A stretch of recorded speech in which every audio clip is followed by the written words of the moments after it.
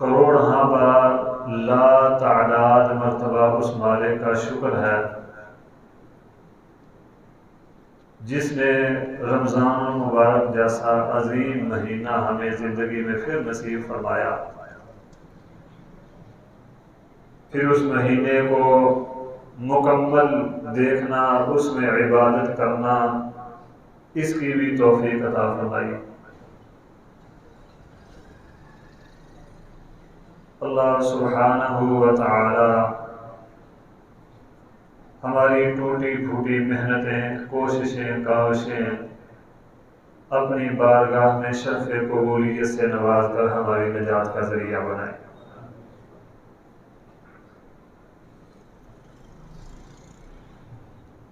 محترم بزرگوں، دوستوں اور ساتھیوں،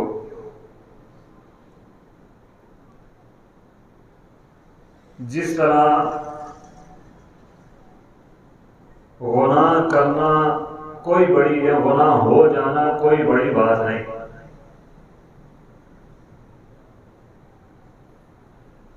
گناہ کر کے معافی مانگ لینا یہ بڑی بات ہے۔ اسی طرح نیکی کرنا اتنی بڑی بات نہیں، اتنا مشکل عمل نہیں۔ نیکی کر کے نیکی کو سنبھالنا مشکل ہے۔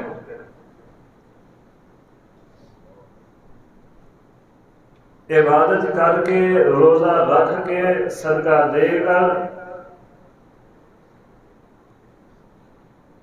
نگاہیں نیچی کر کے، شرم و حیا پیدا کر کے 100% اللہ اور اس کے رسول صلی اللہ علیہ وسلم کی فرما برداری کر کے اس کو سنبھالنا مشکل ہے۔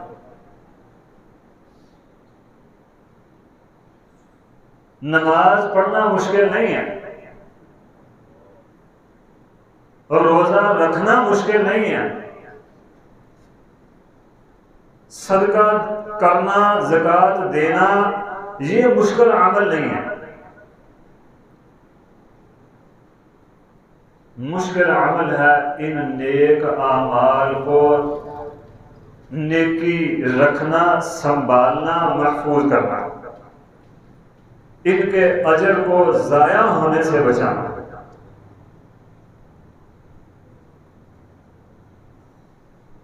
اللہ سبحانہ و تعالی نے قرآن مجید میں فرمایا ہے وَالَّذِينَ يُؤْتُونَ مَا آتَوْا وَقُلُوبُهُمْ وَجِلَةٌ، اس کا معنی سیدنا عبداللہ بن عباس اور بہت بڑے بڑے سلف صالحین نے یہ کیا ہے کہ وہ بندہ جو اللہ اور اس کے رسول صلی اللہ علیہ وسلم کی اطاعت پر اپنی زندگی کو کھپا دیتا ہے، اللہ اور اس کے رسول صلی اللہ علیہ وسلم کی فرما برداری کے لیے آخری حد تک چلا جاتا ہے، لیکن پھر بھی حالت کیا ہوتی ہے؟ وجلۃ، دل ڈر رہے ہیں، دلوں پر کب کبھی تاری ہوتی ہے، کانپ رہے ہوتے ہیں۔ کیوں؟ انہم الی ربہم راجعون، اپنے رب کے پاس جانے والے ہیں۔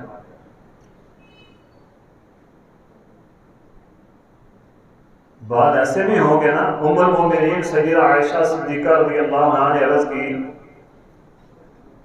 اے اللہ کے نبی، هو الذی یزنی ویسرق ویشرب الخمر، کیا یہ جو آیت اتری ہے والذین یؤتون ما آتوا وقلوبہم وجلۃ، یہ جو ڈرنے والے ہیں اس سے مراد کو زانی، کو شرابی، کو چور ڈکیٹ ہے؟ فرمایا لا یا بنت ابی بکر، ابو بکر کی بیٹی، وہ لوگ مراد نہیں ہیں، وہ لوگ مراد ہیں جو روزہ رکھتے ہیں، وَلَكِنَّهُ الرَّجُلُ، یصوم ویتصدق وہو یخاف اللہ یتقبل منہ، وہ بندہ جو نماز بھی پڑھتا ہے، روزہ بھی رکھتا ہے، صدقہ بھی کرتا ہے، لیکن ڈرتا ہے کہیں ایسا نہ ہو کہ میرا عمل اللہ کے ہاں قبول ہی نہ ہو۔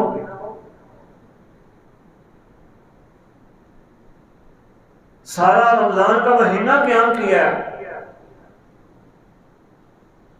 لیکن دل میں یہ ڈر بھی ہے کہ اللہ کہیں ایسا نہ ہو تیری بارگاہ میں میرا یہ عمل قبول نہ کیا گیا ہو۔ اللہ اکبر، کیونکہ ایسے بھی ہوں گے جنہوں نے بڑی لمبی لمبی نمازیں پڑھی ہوں گی، ہر سال حج بھی عمرہ بھی کیا ہوگا، سخاوت معروف ہوگی، عبادت میں مشقت برداشت کرنا ان کا مشغلہ ہوگا، لیکن نتیجہ کیا نکلے گا؟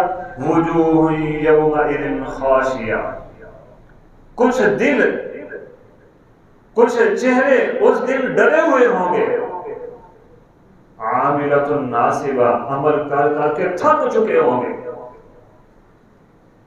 اتنے عمل کیے،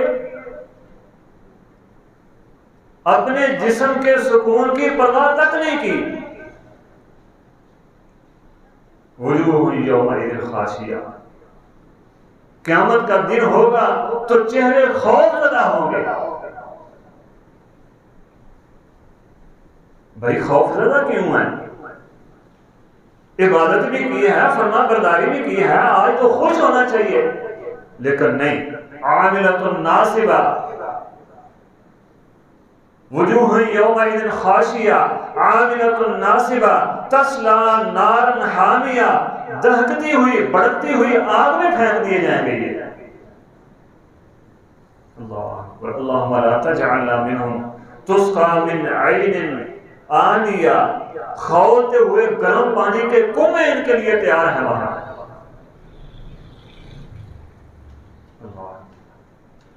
کھانے کے لیے کانٹے دار، لیس لہم طعام الا من ضریع، کھانے کے لیے کانٹے دار درخت ہوں گے، نہ بھوک مٹائیں گے، نہ ان کے جسم کو موٹا تازہ کریں گے۔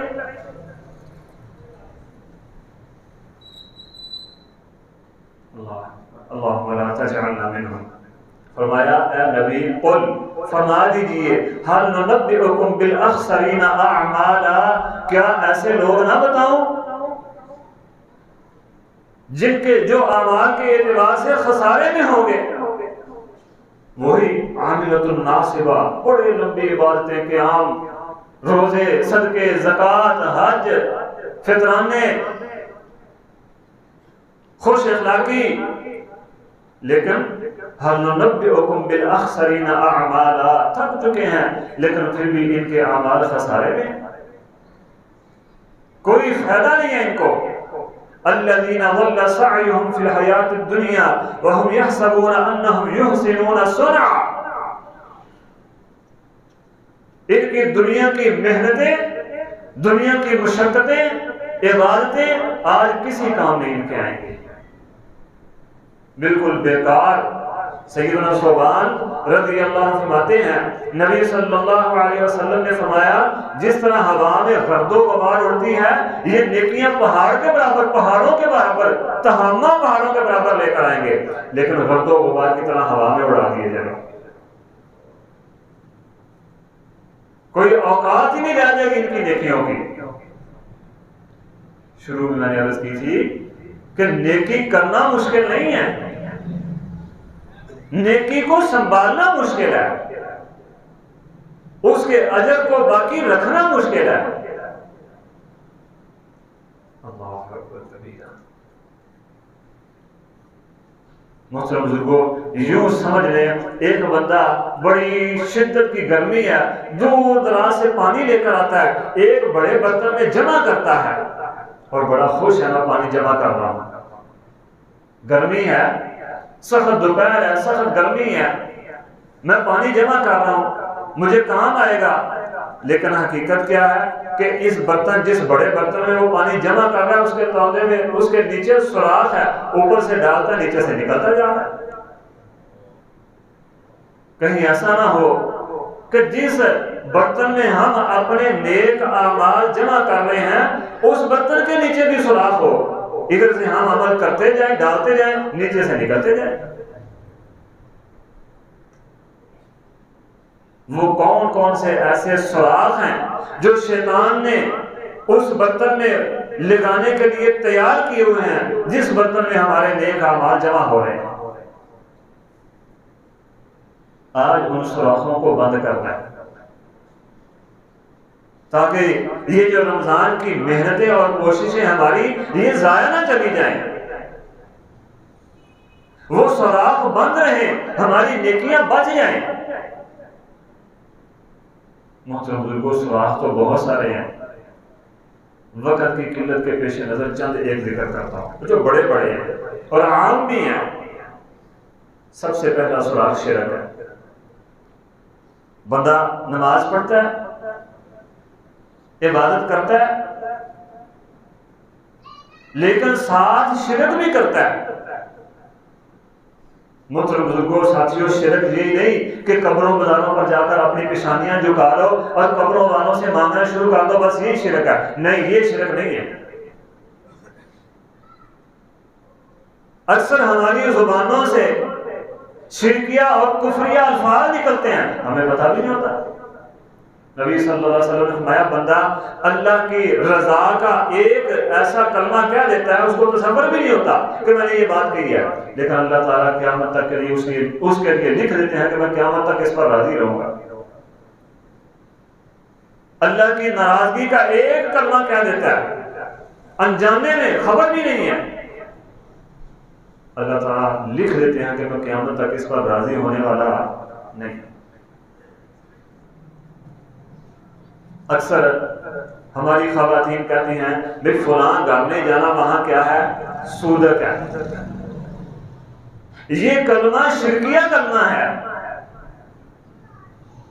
بازار سے ہو کر آئی ہوں، بازار میں تو بڑا سودک ہوتا ہے، آ کر فوراً غسل کرو، جا کے قاری صاحب سے دم کروا لو، یہ شرک ہے۔ دوست کو ملتا ہے، کہتا ہے یار سویرے سویرے کتنے منہ لگ گئے ہیں۔ نحوست، بدشگونیاں، یہ شرک ہے۔ ہم میں سے اکثر کرتے ہیں، بلا جھجک کرتے ہیں۔ اللہ، اور اس دور کا سب سے بڑا شرک جو ہے یہ بت پرستی، قبر پرستی، اب اس کی کوئی اتنی اہمیت نہیں رہ گئی۔ اب تو ہم اس سے بڑے بڑے شرک کرنے لگ گئے ہیں۔ کیسے؟ یہ جمہوریت کا شرک، میرا لیڈر یہ ہے، بس عمران خان آئے گا تو پھر ہی ملک کا کچھ بن سکتا ہے، نواز شریف آئے گا پھر ہی ملک کامیاب ہو سکتا ہے۔ یہ کوئی نہیں کہتا اللہ کا حکم ہوگا، ہمارے عمل بدلیں گے، پھر یہ اس ملک کی حالت بدل سکتی ہے۔ ہم نے کائنات کے رب کے مقابلے میں لا کر عمران خان کو کھڑا کر لیا، کسی نے نواز شریف کو، کسی نے زرداری کو، فلاں یہ سب ہم نے اکٹھے کیے۔ یہ شرک اتنا شدید ہو چکا ہے، اتنا سخت ہو چکا ہے، ہم اس کو شرک سمجھتے بھی نہیں۔ اور یاد رکھیں، جمہوریت صرف اللہ کی ذات میں شرک کا نام نہیں ہے، یہ رسول اللہ صلی اللہ علیہ وسلم کی ذات میں بھی شرک ہے۔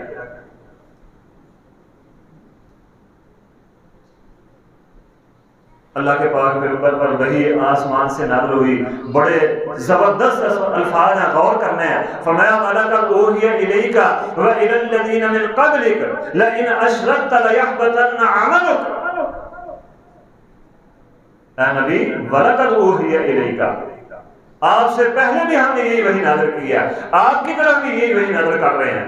کیا وحی ہے؟ لَئِنْ أَشْرَكْتَ لَيَحْبَطَنَّ عَمَلُكَ، اگر آپ نے بھی شرک کیا تو آپ کے بھی عمل ضائع کر دیں گے۔ میں اور آپ کس بات کے ملی ہیں؟ کیا حیثیت رکھتے ہیں؟ کہاں محمد الرسول اللہ صلی اللہ علیہ وسلم جیسی عظیم ہستی، مشرکین نے آگے کہا تھا محمد صلی اللہ علیہ وسلم ہمارے معبودوں کو برا کہنا چھوڑ دو، بدلے میں اگر دنیا کی دولت مانگتے ہو تو دنیا کا سب سے امیر ترین انسان بنا دیں گے. بدلے میں اگر چودراہٹ مانگتے ہو تو عرب کا چودھری بنا دیں گے. بدلے میں کوئی حسین خوبصورت عورت چاہتے ہو تو عرب کی سب سے خوبصورت ترین عورت کی شادی تمہارے ساتھ کرا دیں گے. ہمارے معبودوں کو برا کہنا چھوڑ دیں. اللہ، کتنی بڑی بڑی آفریں ہیں. نبی صلی اللہ علیہ وسلم نے کیا جواب دیا؟ ٹھیک ہے جی، کوئی ایک مجھے دے دو، میں کر دیتا ہوں یہ کام. نہیں، فرمایا ایک ہاتھ پر سورج ایک پر چاند رکھ دو، محمد صلی اللہ علیہ وسلم اپنے عمل سے باز آنے والا نہیں ہے. اچھا چلو ایسا کرو، پھر نہیں باز آنا تو ایسا کر لو، ایک دن تم ہمارے معبودوں کی پوجا کر لو، ایک دن ہم تیرے کی کر لیں گے. ضرور ہم آپس میں جھگڑتے ہیں، وہ چاچے بابے تو ہیں نا. فرمایا قل یا ایھا الکافرون لا اعبد ما تعبدون، نہیں کرنی نہ کرو، نہ تم میرے معبود کی عبادت کرو نہ میں تمہارے کی کرتا ہوں، میں یہ کام چھوڑنے والا نہیں ہوں. قل افتعمرونی اعبد ایھا الجاہلون، اور جاہلو اللہ کو چھوڑ کر اوروں کی عبادت کا مجھے کہہ رہے ہو. لئن اشرکت لیحبطن عملک، اے محمد نبی صلی اللہ علیہ وسلم شرک مٹانے آئے ہیں، شرک کرنے نہیں آئے. کتنا خوفناک عمل ہے. نبی صلی اللہ علیہ وسلم کو مخاطب کر کے فرمایا لئن اشرکت لیحبطن عملک، آپ نے بھی شرک کیا تو آپ کے بھی عمل ضائع کر دیں گے. اور سورۃ انعام میں 18 انبیاء کے نام لے کر، بڑے جلیل القدر انبیاء، ابراہیم خلیل اللہ، موسیٰ کلیم اللہ، عیسیٰ روح اللہ، اسماعیل ذبیح اللہ، زکریا، یحییٰ، یسع، عظیم عظیم انبیاء کے نام لے کر فرمایا وَلَوْ أَشْرَكُوا لَحَبِطَ عَنْهُمْ مَا كَانُوا يَعْمَلُونَ، یہ بھی شرک کرتے تو ہم ان کے بھی عمل ضائع کر دیتے ہیں، ایک ذرہ برابر میں فائدہ نہ ہوتا. محترم بزرگوں، یوں ہی ہماری زبانیں چلتی نہیں رہنی چاہیے. اگر زبان سے کچھ کہنا ہی ہے تو کائنات کے رب کی تعریف کے کلمات کہیں، اس کا ذکر کریں. پھونک پھونک کر قدم رکھیں، کہیں اعمال ضائع نہ ہو جائیں، اس سراغ کے ذریعے ساری نیکیاں بہ نہ جائیں. پھر اللہ اور اس کے رسول صلی اللہ علیہ وسلم کی اطاعت اور فرما برداری نہیں بلکہ اس کے الٹ کام کرتے ہیں. آج حالت پتہ کیا ہے ہماری؟ ہم دین بھی اپنی مرضی کا مانتے ہیں. یہ رات پرسوں کی ہے، شاید کل کی بات ہے، ایک بھائی نماز تراویح کے بعد میرے پاس آئے، کہنے لگے جی یہ جو عمل ہے کہ بندے امام صاحب 3 وتر پڑھاتے ہیں، پیچھے آگے 1 وتر پڑھتے ہیں، بیٹھے رہتے ہیں، جب 2 رکعتیں ہو جاتی ہیں 1 رہ جاتی ہے، آگے مل جاتے ہیں، یہ ہے دین مرضی کا. اور بھائی نہیں پڑھنے نہ پڑھو، اکیلے پڑھ لو.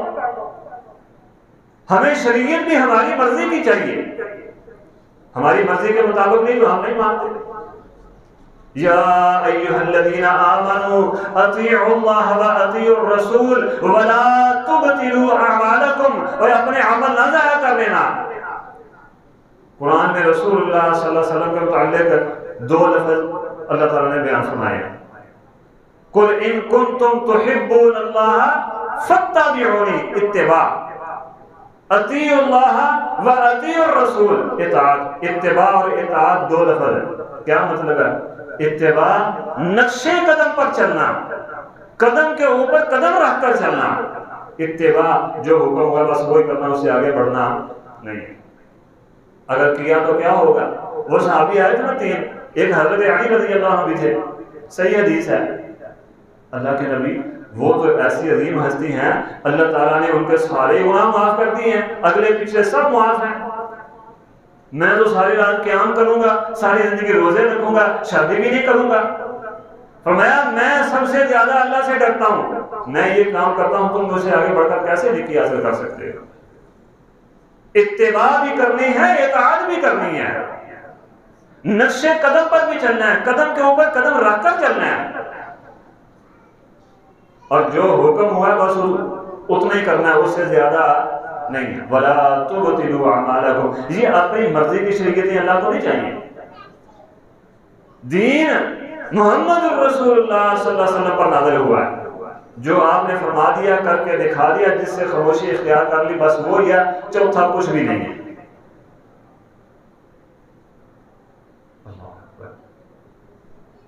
ابھی فطرانہ دینا ہے، فطرانہ بھی ہم اپنی مرضی کا دیں گے. حکم یہ ہے کہ فلاں کو دینا ہے، وہ بھی ہم اپنی مرضی کی تلاش کریں گے. اللہ بھائی نہیں، اتباع اور اطاعت یہ دونوں ضروری ہیں. اگر ایک بھی نہ ہوئی تو وَلَا تُبْطِلُوا أَعْمَالَكُمْ، اسی سراغ سے ساری نیکیاں بہ جائیں گی، ذرہ برابر بھی فائدہ نہیں ہوگا. تیسرا عمل ریاکاری. جہنم میں سب سے پہلے کون جائیں گے؟ حفاظ، مجاہد، شہید.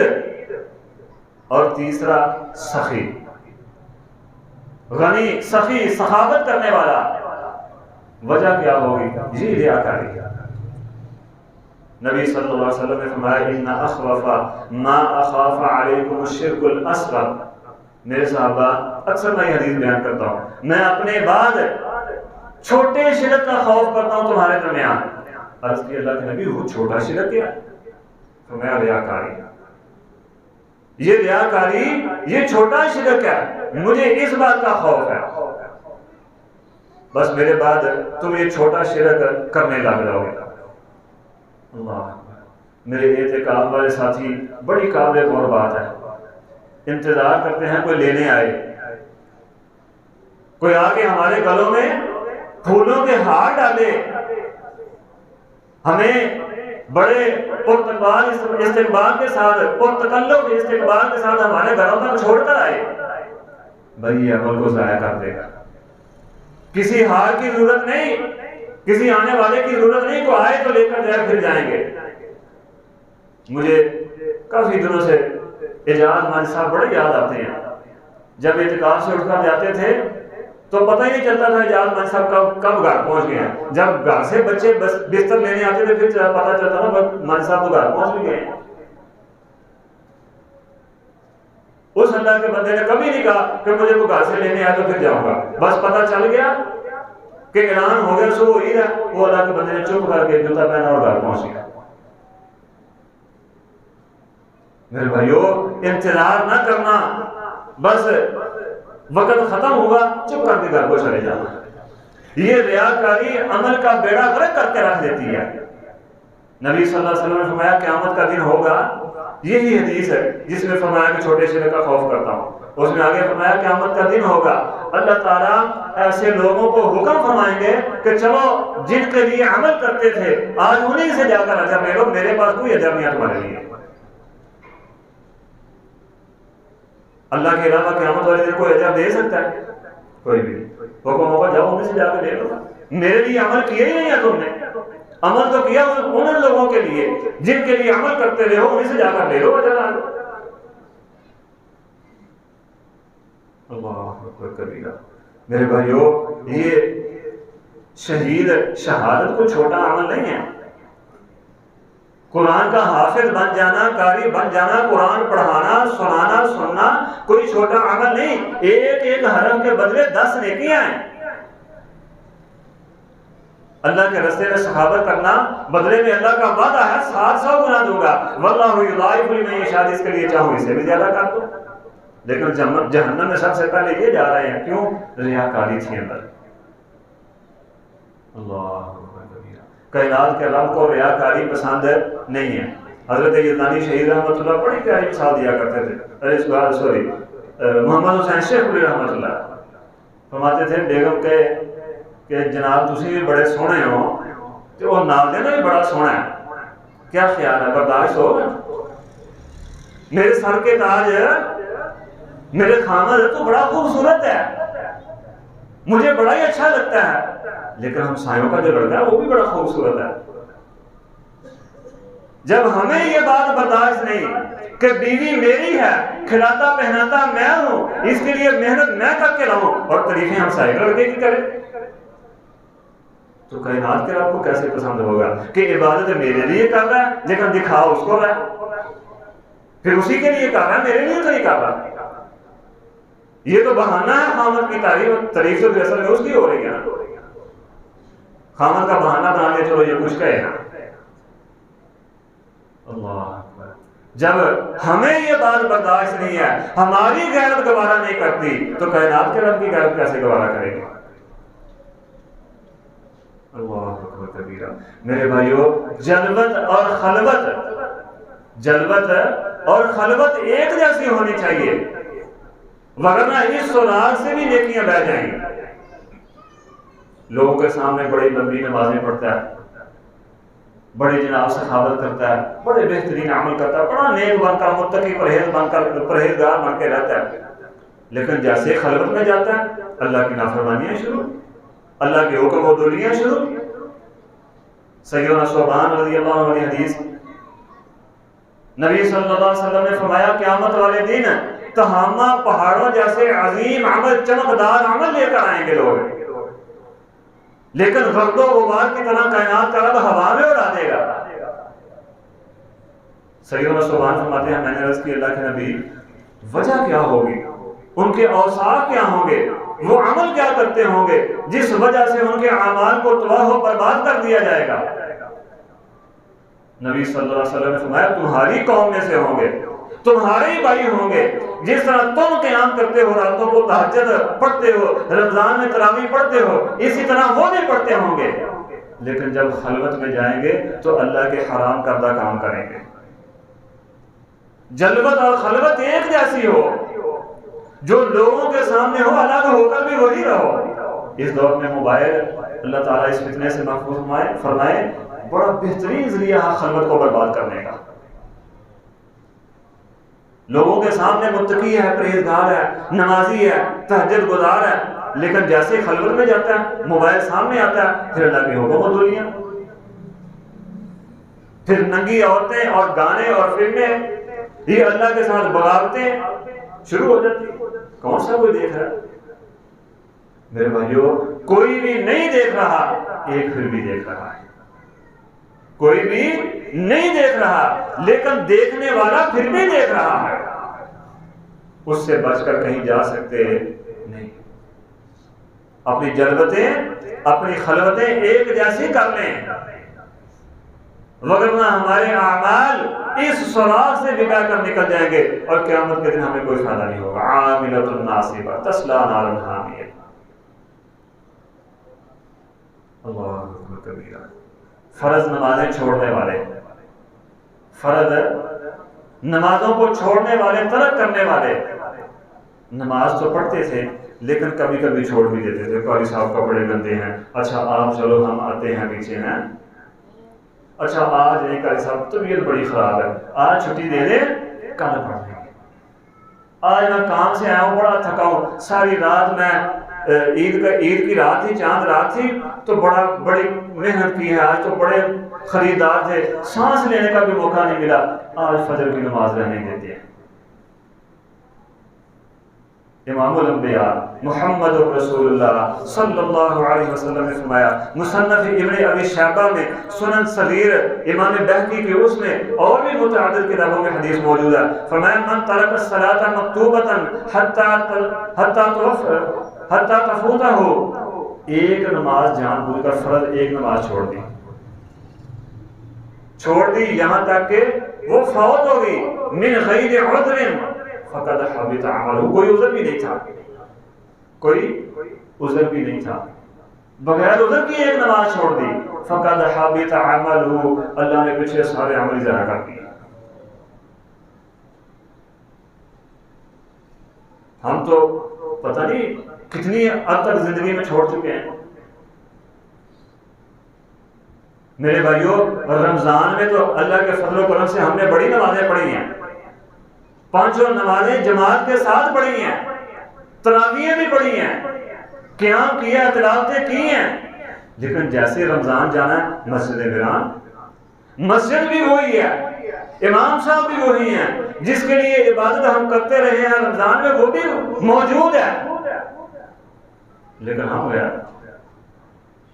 ہم رمضان کی عبادت نہیں کرتے تھے کہ رمضان آیا تو اس کی عبادت کر لو، رمضان گیا تو عبادت بھی گئی، جس کی ہم عبادت کرتے تھے رمضان میں وہ رمضان کے بعد بھی ہوتا ہے۔ ایک نماز، من ترک الصلاۃ مکتوبۃ، ایک نماز فرض نماز چھوڑ دی، بغیر عذر کے فقد حبط عملہ، سارے عمل ضائع کر دیا۔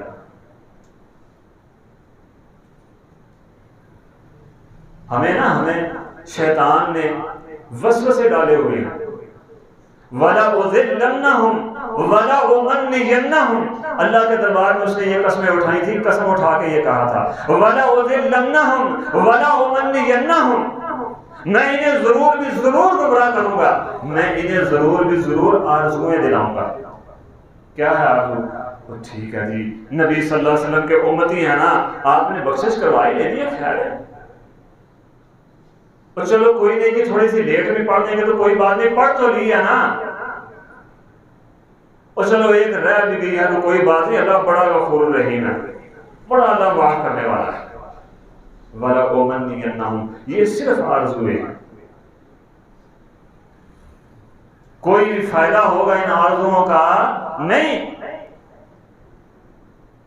پیر صاحب نے کہا چھوڑو یا کیا نمازیں پڑھنی ہے، بس ہماری خدمت کیا کرو، ہم بخشوا لیں گے۔ اگر پیر صاحب کے کہنے پر کوئی بخشا جا سکتا ہوتا، مولوی صاحب کے کہنے پر، حافظ صاحب کے کہنے پر کوئی بخشا جا سکتا ہوتا، تو محمد رسول اللہ صلی اللہ علیہ وسلم اپنی بیٹی کو کبھی نہ کہتے بیٹا عمل کر کے اللہ سے جان چھڑوا لینا، میں کسی کام نہیں آؤں گا قیامت والے دن۔ محمد رسول اللہ صلی اللہ علیہ وسلم سے بڑھ کر مقام میں کوئی بھی نہیں ہے۔ جب وہ اپنی بیٹی کے کام نہیں آ سکتے، یہ پیر فقیر ملنگ شننگ مولوی حافظ قاری یہ کس کے کام آئیں گے؟ وہاں تو ایک ہی بات ہوگی، رب نفسی، اللہ مجھے بچا لے۔ سورۃ الحاقہ میں فرمایا نا، اللہ میرے بھائیوں کو بھی جہنم میں پھینک دے، دوست عزیز و اقارب کو بھی، ماں باپ کو بھی، بیوی بچوں کو بھی، بس مجھے بچا لے۔ یہ جو آرزویں دلاتے ہیں نا قیامت کے دن، یہ کہیں میرے بھائیوں بزرگوں اور ساتھیوں، اپنی فرض نمازوں کی بھی حفاظت کر لو، ورنہ اس سوراخ سے بھی نیک عمل بہ کے نکل جائیں۔ حرام کھاتا ہے، یہ باتیں تو بڑی اچھی بہترین ہیں لیکن کھاتا حرام ہے۔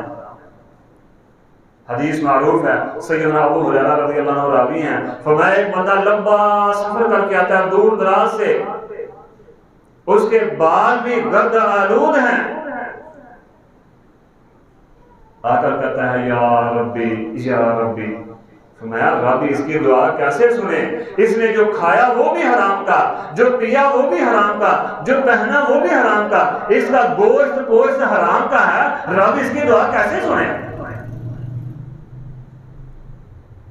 میرے بھائیوں اگر گوشت حرام کا ہوا تو پھر کوئی فائدہ نہیں ہے عبادتوں کا، بس اس سوراخ سے اعمال بہ کے نکل جائیں گے، اوپر سے ہم ڈالتے رہیں گے، نیچے سے نکلتے جائیں گے۔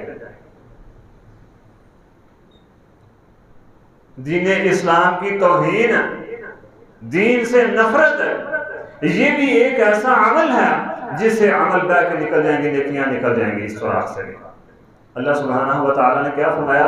ذالک بأنہم کرہوا ما انزل اللہ فاحبط اعمالہم، جو ہم نے نازل کیا ہے اسے یہ ناپسند کرتے ہیں، اس سے نفرت کرتے ہیں، فاحبط اعمالہم، ہم ان کے عمل ضائع کرتے ہیں۔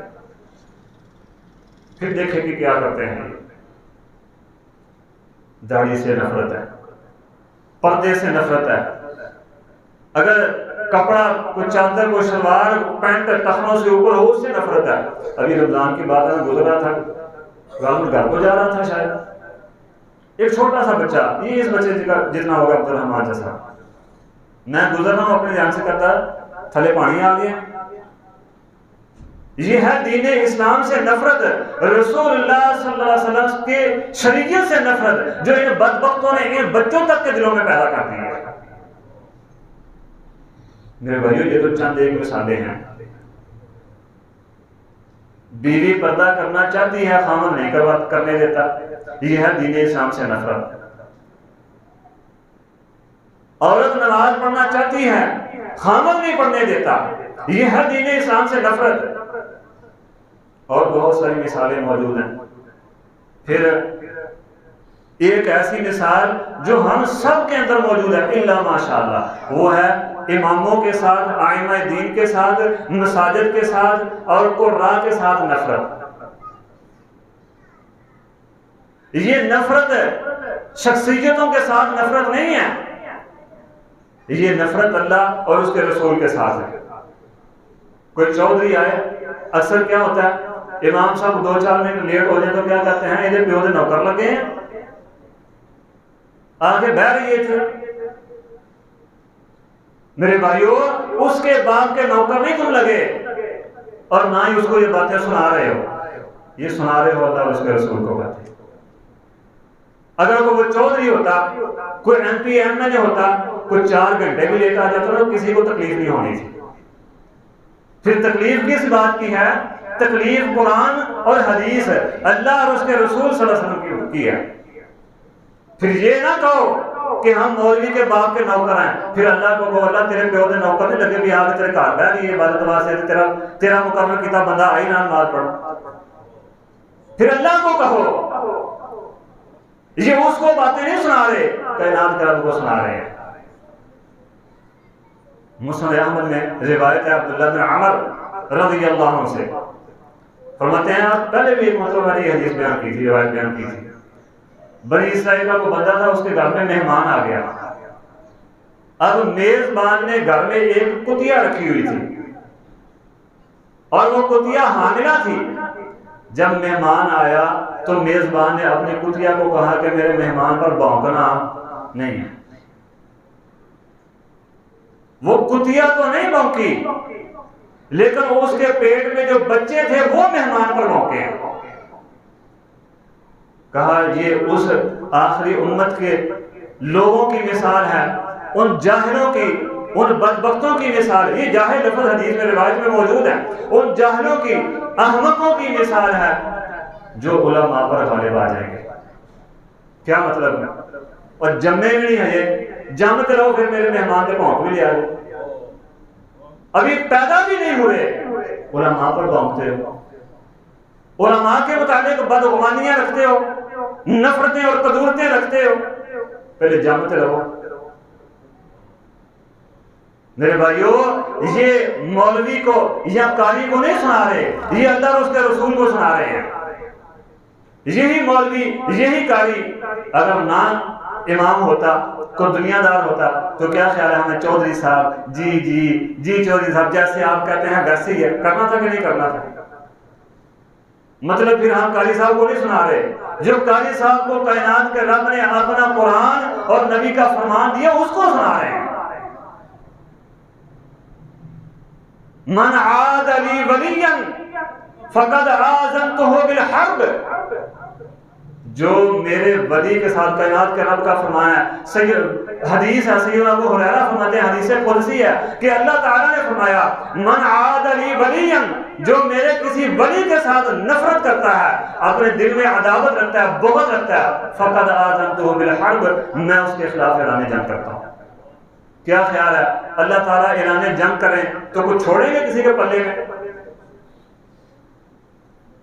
فقد آذنتہ بالحرب، کائنات کے رب کا اعلان جنگ ہے اس کے خلاف۔ ہم نے تماشا سمجھ رکھا ہے۔ ابو نے اس نے بھی حدیث بیان کی تھی کہ نبی صلی اللہ علیہ وسلم عشاء کے لیے، عشاء کی نماز وہ ہے، وہ نماز ہے جو منافق پر بھاری ہوتی ہے۔ امام ابن حجر رحمہ اللہ نے بلوغ المرام میں حدیث نقل کی ہے۔ نبی صلی اللہ علیہ وسلم کے صحابہ فرماتے ہیں ہم بیٹھے رہتے، انتظار کرتے رہتے، بیٹھے بیٹھے سو جاتے، لیکن نبی صلی اللہ علیہ وسلم نماز پڑھانے کے لیے نہیں آتے تھے۔ ہوش آئی پھر سو گئے، پھر ہوش آئی پھر سو گئے، تین مرتبہ ایسے ہوتا تھا، ہم سو جاتے تھے لیکن نبی صلی اللہ علیہ وسلم نہیں آتے تھے۔ کسی نے کہا اللہ کے نبی آپ کے باپ کے نوکر نہیں ہیں، ہم پڑھانی ہے پڑھانے تو ہم جا رہے ہیں۔ اور بھائیو اپنی زبانوں کو پاک کر لو، یہ نفرتیں کائنات کے رب کو برداشت نہیں ہے، ائمہ کے خلاف نہیں، آپس کی نفرتیں بھی اللہ کو برداشت نہیں ہے۔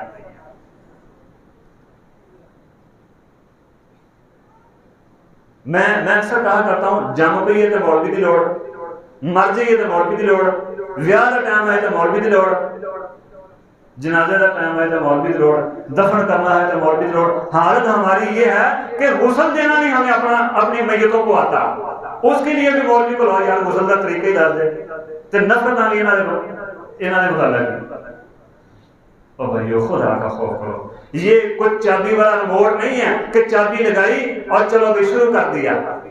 یہاں پہ یہ کوئی مٹی کا پتلا نہیں ہے. جس طرح ہم انسان ہیں اسی طرح یہ ائمہ بھی انسان ہی ہوتے ہیں, یہ قاری یہ حفاظ بھی انسان ہی ہوتے ہیں. جس طرح ہمیں ضرورتیں لاحق ہیں ان کو بھی ضرورتیں لاحق ہوتی ہیں. اور اللہ کے بندو آپ کے لیے تو بڑا اجر کا مقام ہے. فرمایا جب تک بندہ نماز کے انتظار میں بیٹھا رہتا ہے ایسے جیسے نماز پڑھ رہا ہے. ہم کہتے ہیں اللہ کو نہیں چاہیے تیری نماز بول, تیرے سے سامنے کرنا ہے, پڑھ چلے نماز چاہیے. یہ موڑ بھی 2 منٹ لیٹ ہو گیا, پتہ نہیں یہ پیو کے نوکر بھی لگے. اور بھائیو یہ تو مقام ہے, یہ تو کائنات کا رب نے موقع دیا ہے کہ 2-4 منٹ انتظار کر لو, میں تمہیں نماز کا ہی اجر دے دوں گا. من عاد لی ولیا فقد آذنته بالحرب. ورنہ یاد رکھو کائنات کے رب کا اعلان جنگ ہے. اس کی ایک مثال میں اس طرح بھی دیتا ہوں. اللہ پاک کروڑ رحمت نازل فرمائے حضرت مولانا اجمل رحمہ اللہ تعالیٰ پر. ادھر ہی آئے, ہم چھوٹے چھوٹے تھے. ابو جی نے واقعہ سنایا, میں نے کوئی باہر ان سے نہیں سنا, میں چھوٹے سے جب فوت ہو گئے. ان سے کسی نے پوچھا قاری صاحب کتنی تنخواہ ہے؟ کہتے جی 3500 روپیہ. اس دور میں 3500 بھی ٹھیک تھی تنخواہ. یہ 3500 تنخواہ تو ہم نے اپنی ہوش میں بھی دیکھی ہے نا, ائمہ مساجد کی, مولویوں کی اور قاریوں کی تنخواہ. اب 3500 سے کیا بنتا ہے؟ جو پوچھنے آیا تھا اس کی 50,000 روپیہ تنخواہ تھی. کہنے لگا قاری صاحب میرے ہی تنخواہ 50,000 روپیہ ہے, میرا کچھ بھی نہیں بنتا, یہ 3500 میں کیسے گزارا کر لیتے ہیں؟ فرمانے لگے اللہ کے بندے 3500 میں گزارا ہی نہیں کرتے, ہم بچے بھی پڑھاتے ہیں اور اس 3500 میں سے بچا بھی لیتے ہیں. اللہ کے فضل و کرم سے جتنی میری تنخواہ ہے آپ میں سے کسی ایک بندے کو بھی دے دو تو پوری نہیں اترے گی. اس مالک کا کروڑ بار شکر ہے, ایک دن بھی اس مالک نے ایسا نہیں آنے دیا کہ جا کر کسی کو کہا ہو یا پیسے ختم ہو گئے ادھار ہی دے دو. اپنی جیب سے نکال کر لوگوں کو ادھارے ضرور دیے ہیں. کیوں؟ یہ اس کائنات کے رب کے قرآن کی برکت ہے. مولانا عبداللہ ناصر رحمانی حفظہ اللہ فرماتے ہیں جو بندہ اپنے دلوں میں ائمہ علماء کی نفرت رکھتا ہے کائنات کا رب اسے دنیا میں ذلیل کرتا ہے. دنیا جو بندیوں کے عالم ہے غالباً نام ان کا طاہر اشرفی. اشرفی کو مجھے یاد ہے, ان کے نام کے آگے آتا ہے, پیچھے غالباً طاہر ان کا نام. وہ کہتے ہیں جس محلے کے امام کے گھر میں فاقہ ہو اور اس امام کے مقتدی اس کی توہین کرتے ہوں, کائنات کا رب اس محلے میں ذلت نازل کر دیتا ہے, اس محلے کے لوگوں پر بدبختی کائنات کا رب نازل کر دیتا ہے, اس محلے والوں پر قحط نازل کر دیتا ہے. لاکھوں روپیہ تنخواہ ہوگی پوری. اللہ کے فضل و کرم سے ہم سے بھی پوچھ لوگ آتے ہیں قاری صاحب 50,000 روپیہ لاکھ روپیہ تنخواہ پوری نہیں ہوتی, کو وظیفہ ہی دس دو. بھائی وظیفہ یہ ہے قرآن اور قرآن والوں سے محبت کر لو. تم نفرت کرتے ہو تو کائنات کے رب کا سیدھا سیدھا اعلان ہے من عاد لی ولیا فقد آذنته بالحرب. یہ اسی کا نتیجہ ہے. پھر ایسے ایسے بدبخت ہیں اپنی اولاد نماز بھی نہیں پڑھتی, فرض بھی نہیں پڑھتی. میں اکثر کاموں کی میں جمع پڑھاتا تھا, وہاں بھی ایک بندے نے آ کے بات کی مجھے, کہتا قاری صاحب 1 منٹ اوپر ہو گیا تھا جمعے کا. میں نے کہا بھائی بات یہ ہے, میں اکثر یہ بات کرتا ہوں جنہوں کا جنانی نے نہ پوچھ لی وہ آگے مولوی ضرور پانا ہے. سیدھی باتیں ہیں بھائی. میں اللہ کے فضل و کرم سے نہ اس سے پہلے 3-4 جگہ کو میں نے جمعے پڑھائے ہیں, کبھی کسی کی کوئی بات نہ سنی ہے, نہ کرنے کا موقع دیا, نہ کسی کو کی ہے. لیکن جب کسی نے کیا تو اس کا گھر پورا کیا ہے. کہا جنانیاں تجھے رسالہ نہیں دیتی, آگے مولوی ضرور. میرے بھائیو کائنات کے رب کا اعلان ہے من عاد لی ولیا فقد آذنته بالحرب. اعلان جنگ ہے اس کے خلاف. آخری نصیحت ہے میری خواتین کو. میں نے غالباً دوسرے جمعے میرے بھائی بیان کی تھی, نبی صلی اللہ علیہ وسلم نے فرمایا میں نے جہنم میں عورتوں کی کثرت دیکھی ہے. یعنی اس عمل میں تو یہ پیچھے گزر چکے ہیں, ہم سب برابر کے, خواتین اور مرد برابر کے شریک ہیں, ان کے لیے بھی ہمارے لیے بھی. لیکن یہ وہ عمل ہے جو صرف خواتین کے لیے. عرض کی اللہ کے نبی وجہ کیا ہے اس کی؟ ہم عورتوں کی کثرت کیوں ہے جہنم میں؟ ہم ہی جہنم میں زیادہ کیوں جا رہی ہیں، مرد کیوں نہیں جاتے؟ میں نے اس کا حل بتایا تھا جو نبی صلی اللہ علیہ وسلم نے بتایا کہ کثرت سے صدقہ کیا کرو، اور وہ عمل جو نبی صلی اللہ علیہ وسلم نے بتائے کہ جس وجہ سے تم جہنم میں زیادہ جانے والی ہو، وہ ان میں سے ایک تھا خامد کی نافرمانی۔ ہماری عورتیں بہت زیادہ خامد کی نافرمانی کرتی ہیں۔ نبی صلی اللہ علیہ وسلم نے کیا فرمایا تھا؟ فرمایا اگر تندور پر روٹی لگا رہی ہو تو خامد نے بلا لیا ہے، روٹی چھوڑ کر پہلے خامد کی بات سنو۔ کیا مطلب؟ یہ جدید دور تھوڑی تھا، پہلے آٹا پیسنا ہے، پیس کے گوندنا ہے، گوند کے پھر تندور جو ہے نا وہ گرم کرنا ہے، پھر روٹی لگانی ہے۔ اب روٹی لگائی ہے تو خامد نے بلا لیا، خامد کے پاس گئی تو روٹی جل جائے گی۔ فرمایا جلتی ہے تو جلنے دو، پہلے خامد کی بات سنو۔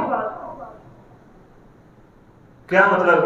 روٹی جل جائے گی، پھر آٹا پیسنا پڑے گا، پیس کے گوندنا پڑے گا، گوند کے تندور بھی گرم کرنا پڑے گا، گرم کر کے پھر روٹی لگائے گی، اتنی محنت کرنی پڑے گی۔ کوئی بات نہیں، چھوڑ دو، جلتی ہے تو جلنے دو، یہ ساری محنتیں برداشت کرو، خامد کی بات سنو۔ خامد بیوی کے لیے مجازی خدا کی حیثیت رکھتا ہے، یہ وجہ ہے۔ اب خامد گھر میں کہتے ہیں یہ چیز جہاں اچھی نہیں لگتی وہاں اچھی لگتی ہے، بیوی کہتے ہیں تو آنوں کی پتہ ہے چنگی لگتی ہے کہ نہیں، میں پتہ ہے بھائی، جہاں اس نے کہا ہے اچھی نہیں تجھے لگتی تو نہ لگے، حکم یہ ہے کہ وہیں رکھو جہاں وہ کہہ رہا۔ خامد کہہ رہے یہ کپڑے اچھے نہیں، یہ نہیں لینے، یہ والے لینے، آپ کو کیا پتہ ہے جی یہ اچھے ہیں؟ جو وہ کہہ رہا ہے وہ اچھے ہیں یا نہیں اچھے، تجھے یہ حکم ہے کہ وہی لینے ہیں۔ خامد نے کہا جی فلاں کے گھر نہیں جانا، نہیں جو انہیں کے گھر تو جانا ہے، گئے نہ تو پھر ناک نہیں رہتی۔ آپ کو تو پتہ ہی نہیں کن کے گھر جانا ہے، آپ کو تو کسی کو ملنے کا پتہ ہی نہیں ہے۔ عبداللہ ناصر رحمانی صاحب کا بڑا کمال کا فتویٰ ہے، کہتے ہیں خامد نے کہہ دیا نا کہ اپنے ماں باپ کو چھوڑ دو، ان کے گھر نہیں جانا، تو تیرے اوپر فرض ہے کہ تو اپنے ماں باپ کے گھر بھی نہ جا۔ اگر تو خامد کی نافرمانی کرتے ہوئے ماں باپ کے گھر بھی جائے گی تو پھر بھی اللہ کے حکم عملی کرے گی، تیرے عمل اس سراغ سے بھی نکل جائیں گے سارے کے سارے بھائی۔ میں نے پہلے ایک وقت جو پڑھایا تھا عورتوں کے حقوق پر، بڑی خوش ہوئی تھی، بعض عورتوں نے آ کے کہا قاری صاحب تھوڑے بڑے بندے ہونے چاہیے۔ میں نے کہا صبر کرو، جب مردوں کی باری آئے گی پھر تم ہی کہو گے کہ تمہارے جیسے بندے نہیں ہونے چاہیے۔ بھائی یہ کوئی معمولی بات نہیں ہے، کائنات کے رب کے بھیجے ہوئے پیغمبر کا حکم ہے، اور وہ حکم اصل میں اللہ کا ہی ہے۔ کیا حکم ہے؟ وَمَا يَنْتِقُ عَنِ الْهَوَىٰ، تب تک نہیں بولتے، ان ہوا الا وحی یوحیٰ، جب تک وحی نازل نہیں ہو جاتی۔ مطلب حکم اللہ کا ہی ہے کہ خامد بلا لے، تندور میں روٹی لگا کے اور چھوڑ کر اس کی بات سنو۔ فرمایا خامد ایک رات ناراض ہو کر گزار دے تو ساری رات فرشتے اس عورت کے اوپر لعنت بھیجتے رہتے ہیں۔ اور کیا خیال ہے فرشتے اپنی مرضی سے آتے ہیں لعنت بھیجنے؟ نہیں، اللہ بھیجتا ہے، جاؤ اس پر جا کر میرے سامنے لعنت بھیجو۔ یہ کوئی معمولی عمل نہیں ہے، بڑا عظیم عمل کیا خواتین نے، بڑی محنتیں کی ہیں، مردوں سے زیادہ رمضان میں عورتیں محنتیں کرتی ہیں، سحری بنانا، افطاری بنانا، سارا کچھ تیار کرنا۔